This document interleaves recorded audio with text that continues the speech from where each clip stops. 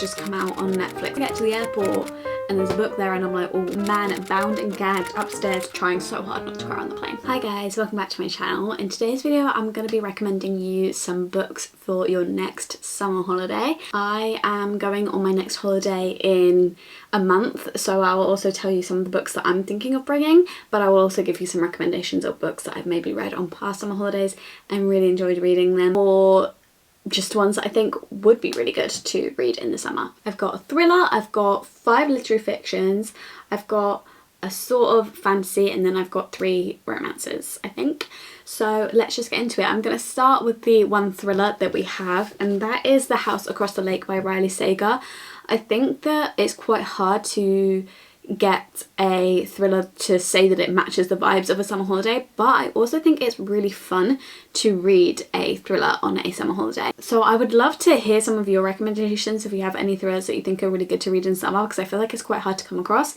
The only reason I say this one is because it takes place on a lake, which I feel like is a little bit summery, and it's kind of like their holiday home. So we follow this woman who has escaped her life to go and live at her family's lake house, but she has these neighbours who are like really rich and glamorous. They are married, kind of spies on them a little bit because she thinks something weird is going on, and then one day the woman just disappears and it is just the man left in the house. There's a detective that comes to her house, and then she says that she has a man bound and gagged upstairs, and you're like, how have we got to this point from where this book starts, where she's just going on this calm little getaway to her family lake house. A lot of twists and turns. I do think the ending is very far-fetched, so if you don't like very extremely far-fetched endings, then maybe this isn't for you, but I didn't really like the ending of this book, and I don't really like that far-fetched ending. However, I enjoyed the build-up to that ending so much that I would still recommend the book. Then our one little kind of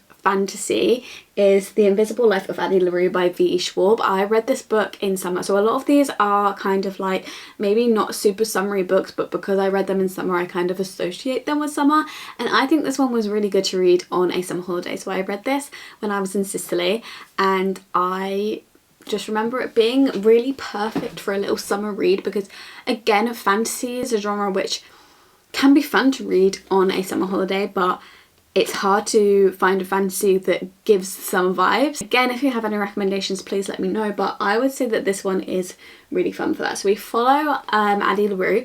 I was literally about to look at the back for her name, and her back is literally the... what? Can I speak? I was about to look at the front for her name, but her name is literally... No, I've got it wrong again. I was about to look at the back for her name, but her name is literally the title. That took way too long for something that is really not that important to say. But we follow Addie LaRue, and she has made a kind of deal with the devil when she was younger, where she will never be remembered. And this is something that she kind of wants at that time, and it's kind of like, be careful what you wish for, because she goes through her whole life and she's never remembered, but she's getting so bored. She's gone through all these different time periods and she's met all these amazing people, and she lives her life with absolutely no consequence because she can do anything and she won't be remembered. And as soon as someone turns their back, they'll forget they ever met her. But because she's gone through so much time without people remembering her, she hasn't been able to form any relationships, and she just gets really sick of never forming a relationship with anyone. So it kind of follows her through those times where she's having fun being alone and not being remembered, but then when she gets a bit upset with it, eventually this man comes into the picture who is the first person who has ever remembered her, and she's kind of unsure why, and we kind of unravel the mystery of why he can remember her. It's a little bit of a romance, but not really, like it's not really a romance book. But yeah, I really enjoyed reading it in the summer. I think because it takes place in a lot of the time in like France, and she's like going about these like coffee shops and being really chic and cool, and it kind of feels like your persona when you're on holiday, where you don't really care what anyone thinks of you, and you are like, I'm never going to see these people again, these people aren't going to remember me.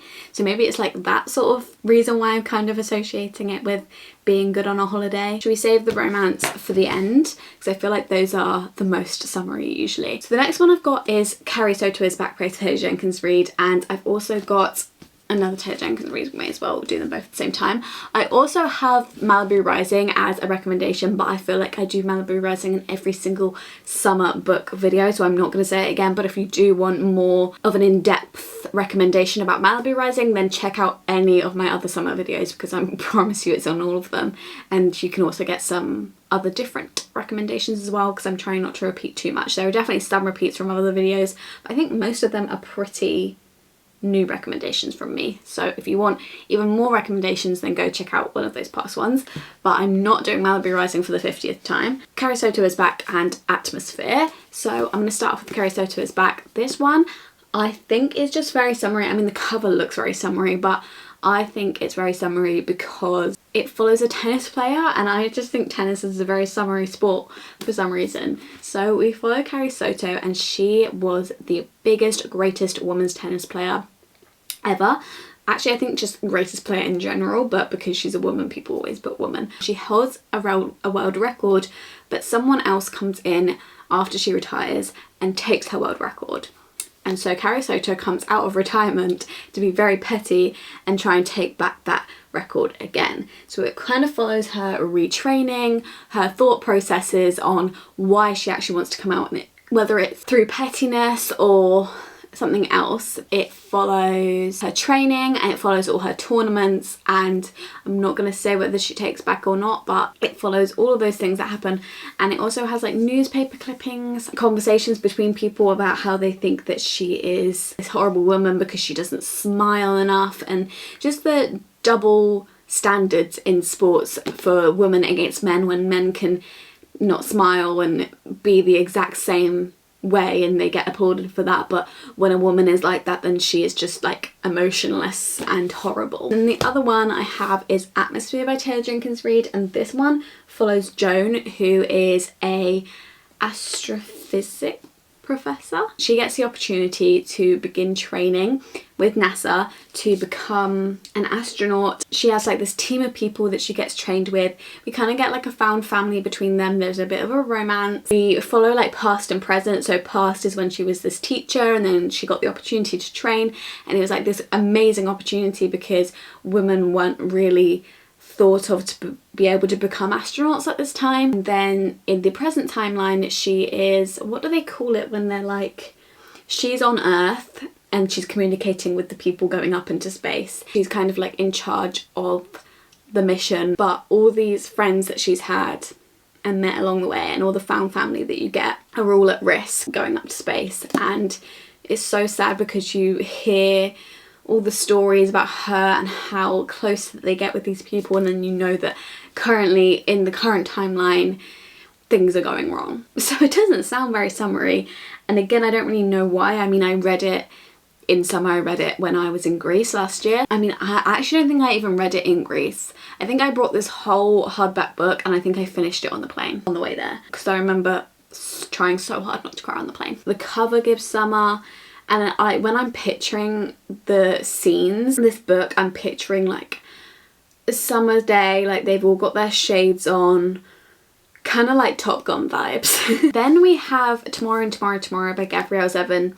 Again, unsure why I think this is summery. The vibes of it just are. This one follows two best friends and they meet in university, they hit it off, they have very similar interests, and so they start up a company that produces games together. And they go through their whole lives, follows them through all their ups and downs, that within their friendship, within their love life, but they don't get together. It has so much drama and betrayals, and I don't know, I just really love books where it follows them throughout years and years and years of their life. I thought it was really interesting that you can make a story so interesting and a relationship so captivating that isn't actually a romance. And that was like the kind of first time that I'd been captivated by a story without romance, and so I've always had like a bit of a sweet spot for this story. Then we have Remarkably Bright Creatures by Shelby Van Pelt. This one again I read in Greece, so that could be part of the reason why. But also, like, look at the cover, it is so bright and summery, and is it a series or a film has just come out on Netflix. I think it's a film. So we follow our main character Tova, and she is an older woman who cleans at the aquarium, and she's had a bit of a tough life. She's lost her husband and she has lost her son. It's presumed that he's dead, but he just went missing, we don't know. At this aquarium we have this octopus, and the octopus somehow finds out what has happened to her son, and he is trying to communicate this to our main character Tova, but he obviously can't speak, he just has a consciousness. I don't know why I'm saying like he obviously can't speak when he's literally got a consciousness. I don't think anything is obvious about this book, but I think we follow a lot of different other POVs of people within the town as well. It's quite a close-knit community. Mostly we follow Tova, and then every so often we get the POV of the octopus, and you know, it's quite a lot of found family. It's quite funny in some parts. You literally follow an octopus.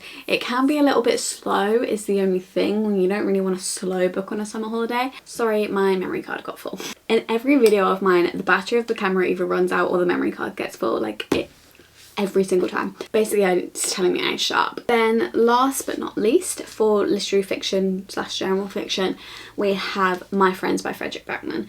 This one is probably one of Fredrik Backman's only summary books. He's not really a summary author. A lot of his books take place in Sweden, and it's quite cold, and it just talks about how cold it is all the time. This one, My Friends, is a little bit more summary, as you can tell by the cover. I don't actually know where it takes place, but we follow this girl called Louisa, is an orphan.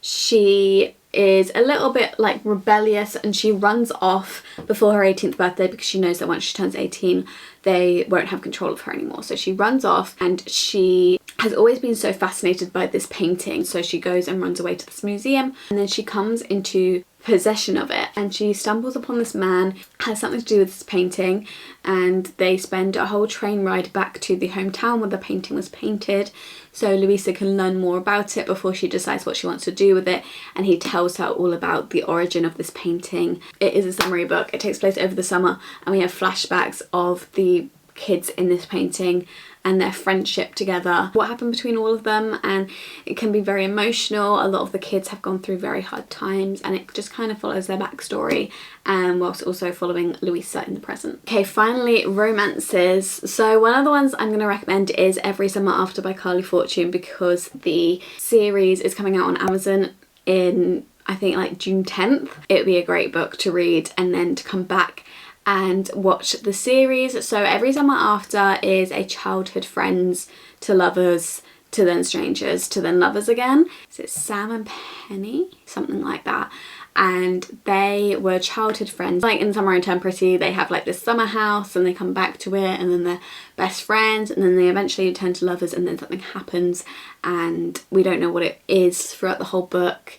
And it's like flash back and forth until we find out what it was that made them separate. The normal childhood friends to lovers to strangers to lovers plot. And then obviously in the present, our main characters see each other again, and you know, we figure out what happened between them and if they're going to get back together. And there's a lot of like drama. There's a little bit something that's a bit icky in this book. That's the only reason I hesitate sometimes to recommend it, but was really good.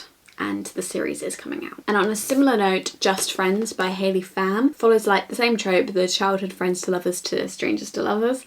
And it takes place in a little small town, and we follow Blair and Declan. They were best friends and then they got together in high school. Something happens, again we don't find out until the end of the book. It's like a mystery what happened between them, and then they get back together. So it's a very similar concept. Which one do I prefer? I don't know. They're both good for very different reasons. I think this one has a stronger focus on the characters and what they've been through, especially our female main character Blair. She goes through a lot in this book, and I think just as much that it follows the romance, it follows kind of like her dealing with her auntie who's really ill and how she deals with that. I really enjoyed both of them, and they would be perfect for a little summer read. And then the last book I have to recommend is The X-Files by Jessica Joyce. This one follows two exes who are like the best men, even though she's a woman. So the best man and the best woman of the wedding, they're both on the groom's side, take on the responsibility of rebuilding up the wedding because the wedding venue that they were going to use gets burnt down. And so they have to kind of go away to where the new wedding is going to be held, spend a week there in each other's company even though they're exes, and try and fix this wedding.